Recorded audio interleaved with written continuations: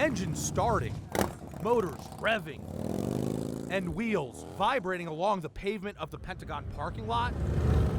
Military veterans, their families, and civilians gathered for the Memorial Day weekend Rolling to Remember. It is emotional because my dad did serve. He's in a much better place now. And especially since my dad passed, it's kind of anything to do that honors our military is important. And so today's for, not only my dad, but all of our veterans. Big military family, just the opportunity to come and kind of show some respect.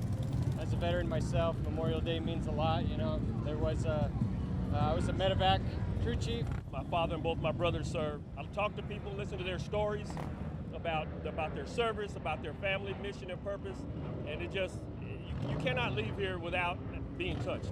Spectators and riders came from all over the country. We came out from New Mexico. I'm from Texas. Valley Forge, PA.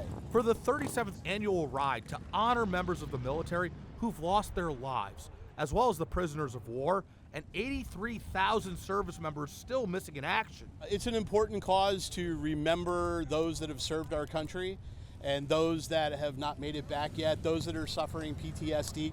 Bring awareness, have people never forget that there are missing in action and POWs that never came home. As the March of the Motorcycles rumbled out of the Pentagon parking lot, riders and spectators say their trip to the nation's capital is their way of appropriately celebrating the holiday. They have their barbecue and they get to drink their beer and go party on the beach, and it kind of marks the beginning of summer.